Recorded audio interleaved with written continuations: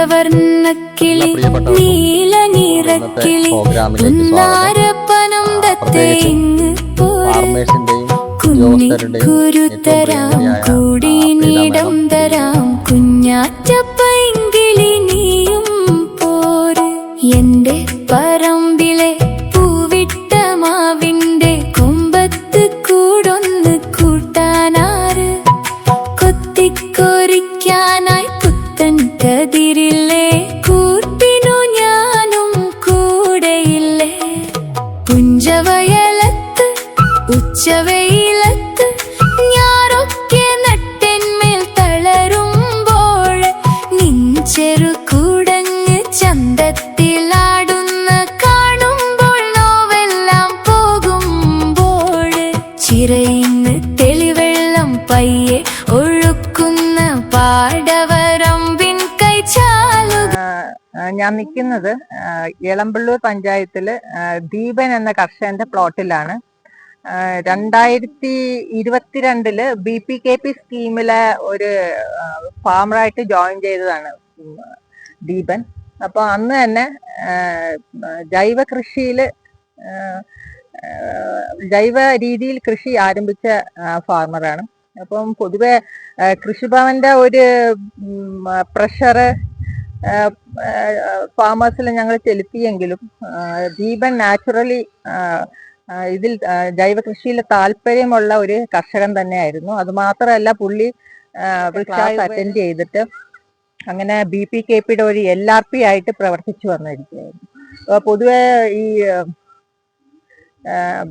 ജൈവ കൃഷിയൊക്കെ ചെയ്യുന്ന പ്ലോട്ട് ഒരു 3 വർഷം ആ പ്ലോട്ടിനൊരു കുറഞ്ഞത് ഒരു 3 മുതൽ ഒരു 5 വർഷമാണ് അതിന്റെ കൺവേർഷൻ പീരീഡ്. അതൊരു ജൈവ പ്ലോട്ട് ആക്കി മാറ്റി, അതായത് അതിന്റെ ഈൽഡ് നിലനിർത്താൻ സാധിക്കുന്നതെന്ന് പറയുന്നത് ആ കൺവേർഷൻ പീരീഡ് കഴിയുമ്പോഴാണ്. പൊതുവെ നമ്മുടെ കൃഷിക്കാര് ജൈവ കൃഷി ചെയ്യുമ്പോൾ അതിൽ നിന്നും പിന്മാറുന്നതിന്റെ കാരണം ഒന്ന് അതാണ്. കാരണം 1 വർഷം 2 വർഷം കഴിയുമ്പോൾ അവരുടെ ഈൽഡ് കുറയുമ്പോൾ നാച്ചുറലി അവർ അതിൽ നിന്ന് പിന്മാറുന്ന ഒരു അവസ്ഥയാണ്. പക്ഷെ ചില കർഷകരുണ്ട് ഇങ്ങനെ ആ ചെറിയ ഒരു ഈൽഡ് ലോസ് അവര് ടോളറേറ്റ് ചെയ്ത് തന്നെ അവര് ഈ ജൈവ കൃഷിയിൽ തന്നെ തുടരുന്ന ഒരു സാധ്യത ചില കർഷകരിലേ കണ്ടിട്ടുള്ളൂ. അങ്ങനത്തെ ഒരു കർഷകനാണ് ദീപൻ. അപ്പൊ ദീപന്റെ എല്ലാ ആക്ടിവിറ്റീസും എല്ലാ ഫാം ആക്ടിവിറ്റീസും ജൈവ രീതിയിൽ തന്നെയാണ്. അതായത് ബയോ ഇൻപുട്സ് പുള്ളി തന്നെ പ്രൊഡ്യൂസ് ചെയ്യാറുണ്ട്. അത് പഞ്ചഗവ്യം, ബീജാമൃതം അങ്ങനെയുള്ള എല്ലാ ഇൻപുട്സും അദ്ദേഹം തന്നെ പ്രൊഡ്യൂസ് ചെയ്യും. അത് മാത്രമല്ല പുള്ളി മറ്റുള്ള കർഷകർക്ക് BPKPയിലായിരുന്നപ്പോൾ LRP ആയിരുന്ന സമയത്ത് മറ്റുള്ള ഫാമേഴ്സിന് പുള്ളിയുടെ അറിവ് പകർന്നു കൊടുക്കുകയും അതുപോലെ തന്നെ കൃഷിഭവന്റെ എല്ലാ ആക്ടിവിറ്റീസിലും പങ്കെടുത്ത് BPKPയിലെ എല്ലാ ഫാമേഴ്സിനും ഒരു ബേസിക് നോളജ് കൊടുക്കാൻ വളരെയധികം സഹായിച്ചു. ഇത്രയും വർഷങ്ങൾക്ക് ശേഷം ഇപ്പോഴും ആ നാച്ചുറൽ ഫാമിങ്ങിൽ തന്നെ തുടർന്നുകൊണ്ടിരിക്കുകയാണ് മിസ്റ്റർ ദീപൻ. അപ്പൊ അതിനൊരു ഏറ്റവും നല്ല എക്സാമ്പിൾ ആണിത്.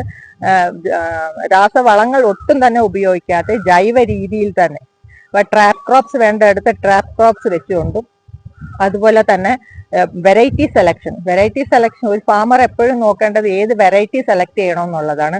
അവരുടെ ഏരിയക്ക് സൂട്ടബിൾ ആയിട്ടുള്ളതും പ്ലസ് മാർക്കറ്റിൽ നല്ല ഡിമാൻഡ് ഉള്ളത് എങ്ങനെയാണ് ആ രീതിയിൽ ഉള്ള സെലക്ഷൻ വേണം ക്രോപ്പിൻ്റെത്. പിന്നെ അതുപോലെ തന്നെ പൊതുവെ നമ്മൾ ഫാമുകളിലൊക്കെയാണ് നമ്മളൊരു പച്ചക്കറി നടുമ്പോൾ ഇങ്ങനെ അതിന്റെ വിത്തിൽ നിന്നും ഉൽപാദനം വിളവ് കൂട്ടി വിത്തിൽ നിന്നും ഒരു കൂടുതൽ ആദായം കിട്ടുന്ന രീതിയിൽ ഒരു കൃഷിയെ കൊണ്ടുപോകുന്നത്. അപ്പൊ ഇവിടെയും അതുപോലെ തന്നെയാണ്. ഇവിടുത്തെ ക്രോപ്പിൽ ഫസ്റ്റ് ഒരു ക്രോപ്പില് പുള്ളി സീഡ് പ്രൊഡക്ഷനും ചെയ്യുന്നുണ്ട്. അതിൽ ഈ ഐസൊലേഷൻ ഡിസ്റ്റൻസും അതെല്ലാം നോക്കി കൃഷിഭവന്റെ ഉപദേശങ്ങൾ ആവശ്യമുള്ളിടത്ത് ചോദിച്ചറിഞ്ഞും സീഡ് പ്രൊഡക്ഷനിലേക്കും അദ്ദേഹം പോകുന്നുണ്ട്. പിന്നെ അത് മാത്രമല്ല അദ്ദേഹം ഒരു എക്കോ ഷോപ്പും നടത്തുന്നുണ്ട്.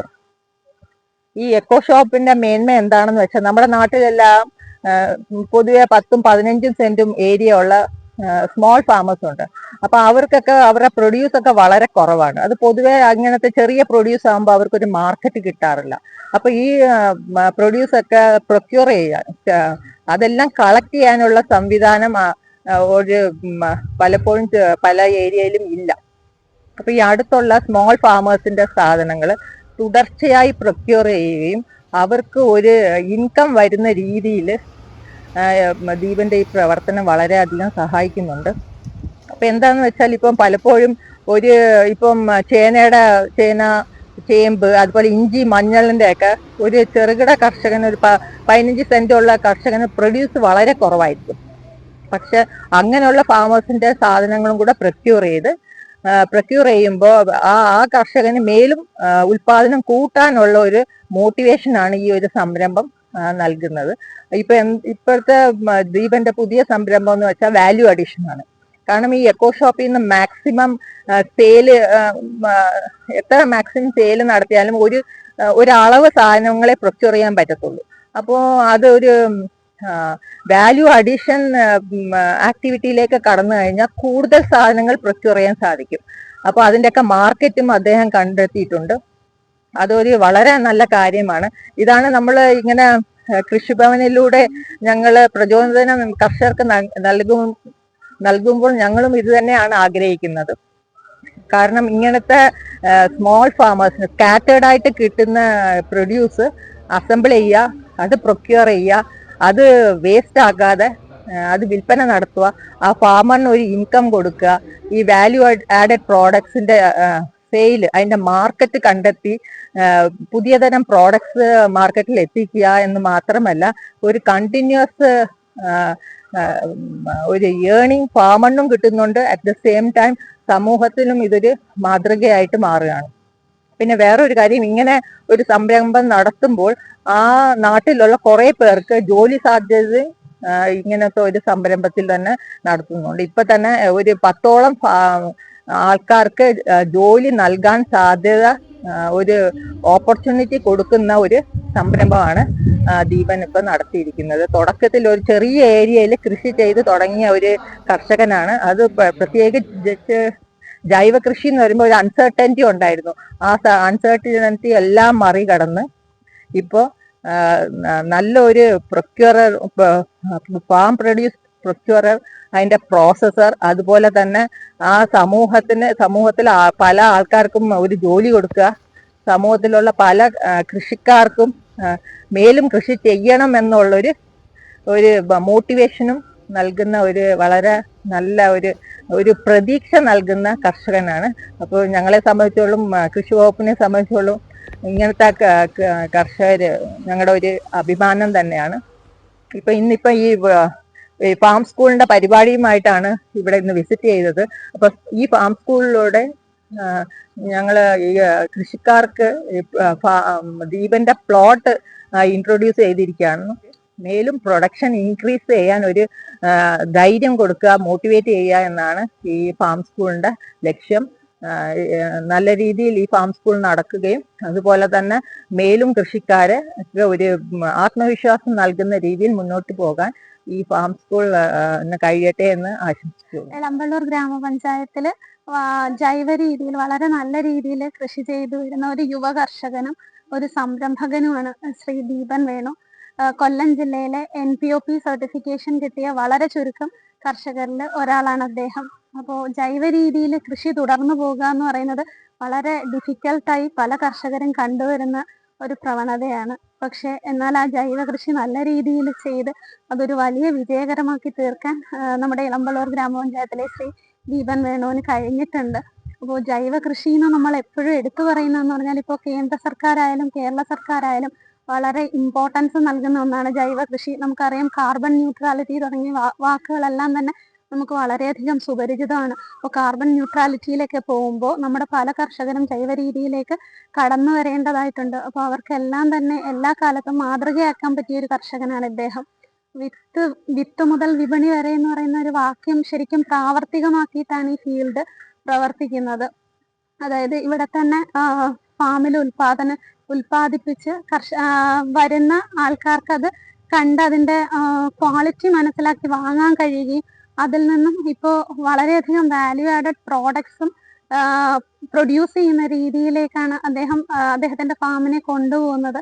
അപ്പോൾ വളരെയധികം ചുറ്റുപാടുമുള്ള വളരെയധികം പേർക്ക് ജോലി നൽകാനും ഇത്തരത്തിലൂടെയുള്ള ഒരു സ്ഥാപനത്തിലൂടെ അദ്ദേഹം മുൻതൂക്കം നൽകുന്നുണ്ട്. അപ്പോൾ ഇത്തരത്തില് നമ്മുടെ വളർന്നു വരുന്ന യുവജനതയ്ക്ക് എല്ലാ തരത്തിലും ഒരു മാതൃകയായിട്ടാണ് ഇദ്ദേഹത്തിന്റെ ഈ ഫാം പ്രവർത്തിക്കുന്നത്. ഇതിനോടനുബന്ധിച്ച് തന്നെ നമ്മുടെ എക്കോ ഷോപ്പും പ്രവർത്തിക്കുന്നുണ്ട്.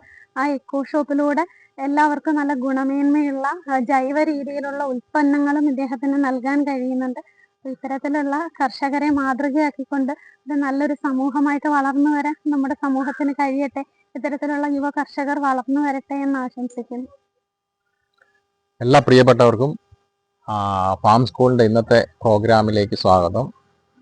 പ്രത്യേകിച്ചും ഫാർമേഴ്സിൻ്റെയും ഉദ്യോഗസ്ഥരുടെയും ഏറ്റവും പ്രിയങ്കരിയായ പ്രീത മാഡം DD അവറുകൾ, നമ്മളുടെ കൃഷി ഓഫീസർ, കൃഷി അസിസ്റ്റൻ്റ്, മറ്റുള്ളവർ എല്ലാവരെയും ഈ ഒരു ഫാം സ്കൂളിൻ്റെ വിസിറ്റിലേക്ക് സ്വാഗതം ചെയ്യുന്നു. ഞാൻ ദീപൻ. പുനർജനി എന്ന പ്രസ്ഥാനം രൂപീകരിക്കുകയും, പുനർജനി എന്നത് ആദ്യം തന്നെ പറയാം, ജൈവ കൃഷിയെ പ്രൊമോട്ട് ചെയ്യാനും ജൈവ കർഷകരെ ഒരുമിച്ച് നിർത്തി മുന്നോട്ട് കൊണ്ടുപോകാനും കർഷകരുടെ സംശയങ്ങൾ നിവാരണം ചെയ്യുന്നതിനുമുള്ള ഒരു പ്രസ്ഥാനമാണ് പുനർജനി. പുനർജനി പ്രധാനമായിട്ടും 4 വിങ്ങുകളിലാണ് പ്രവർത്തിക്കുന്നത്. അതിലൊന്ന് എന്ന് പറയുന്നത് പുനർജനിയുടെ എക്കോ ഷോപ്പും, Punarjani farm developers, Punarjani food products, Punarjani consulting എന്നീ രീതിയിലാണ് പുനർജനി പ്രവർത്തിക്കുന്നത്. ഇത് പുനർജനിയുടെ ഫുഡ് പ്രോഡക്ട്സ് വിഭാഗമാണ്. ഇവിടെ പ്രധാനമായിട്ടും കർഷകരിൽ നിന്ന് സ്വരൂപിക്കുന്ന പ്രോഡക്റ്റുകളെ വാല്യൂ അഡിഷൻ ചെയ്ത് ആവശ്യക്കാരിലേക്ക് എത്തിക്കുക എന്നുള്ളതാണ് പ്രധാനമായിട്ടും പുനർജനി ഫുഡ് പ്രോഡക്ട്സ് ചെയ്യുന്നത്. ഇതിൽ ഏറ്റവും പ്രധാനമായി നമ്മൾ ഫോക്കസ് ചെയ്യുന്നത് ഫുഡിൻ്റെ ക്വാളിറ്റിയാണ്. ഏറ്റവും നല്ല ആഹാരം ഏറ്റവും നല്ല ആരോഗ്യം പ്രദാനം ചെയ്യും എന്ന തത്വം ഉൾക്കൊണ്ടുകൊണ്ടാണ് പുനർജനി ഫുഡ് പ്രോഡക്ട്സ് പ്രവർത്തിക്കുന്നതും ഏറ്റവും നല്ല ആഹാരം മാർക്കറ്റിലേക്ക് അല്ലെങ്കിൽ ആവശ്യക്കാരിലേക്ക് എത്തിക്കുക എന്നുള്ള ലക്ഷ്യത്തോടു കൂടി തുടങ്ങിയ ഒരു സംരംഭമാണ്, ഒരു വാല്യൂ അഡീഷൻ യൂണിറ്റ് ആണ്. ഞാൻ നേരത്തെ സൂചിപ്പിച്ചതുപോലെ ഫുഡിൻ്റെ ക്വാളിറ്റിയാണ് നമ്മൾ ഏറ്റവും ഫോക്കസ് ചെയ്യുന്ന ഘടകം എന്ന് പറഞ്ഞല്ലോ. അതിലേറ്റവും പ്രധാനമാണ് നമ്മളുടെ ഡീഹൈഡ്രേഷൻ യൂണിറ്റ്. സാധാരണഗതിയിൽ നമ്മൾ ഡ്രയറുകളാണ് ഫുഡ് പ്രോസസ്സിങ്ങിനായിട്ട് അല്ലെങ്കിൽ ഡീഹൈഡ്രേഷൻ ചെയ്യാൻ, അതിനകത്ത് വെള്ളത്തെ നീക്കം ചെയ്യാനായിട്ട് അല്ലെങ്കിൽ അതിനെ ഉണക്കിയെടുക്കാനായിട്ട് ഉപയോഗിക്കുന്ന ഒരു രീതി. അതിൽ നിന്ന് വ്യത്യസ്തമായിട്ട് സൂര്യപ്രകാശത്തിൽ ഉണക്കിയെടുക്കുന്ന ഒരു രീതിയാണ് പുനർജനി അവലംബിച്ചിരിക്കുന്നത്.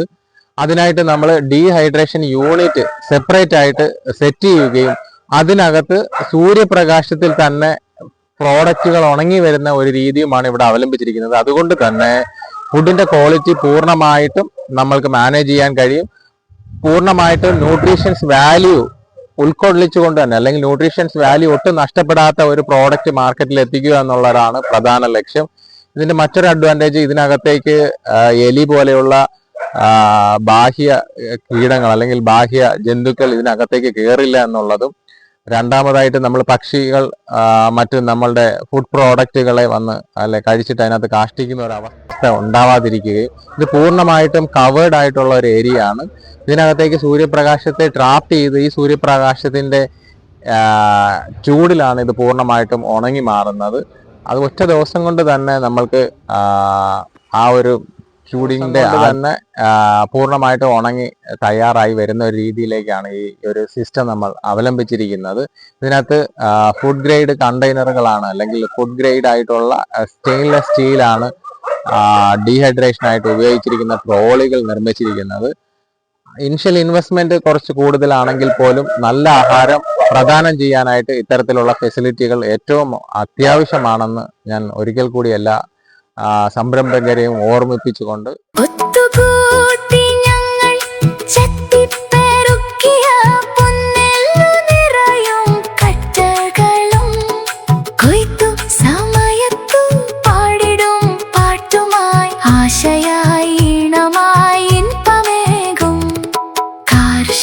മേധരും കാനേഷുമാരിയും വിളവിന്റെ അളവുകൾ എടുക്കിലെന്ത് അക്കങ്ങളല്ലോ ചോരയും നീരുമായി നാം നട്ടു വളർത്തിടും നെൽച്ചെടികൾ. മാരികൾ വന്നാലും തോടു വരണ്ടാലും അർക്കന്റെ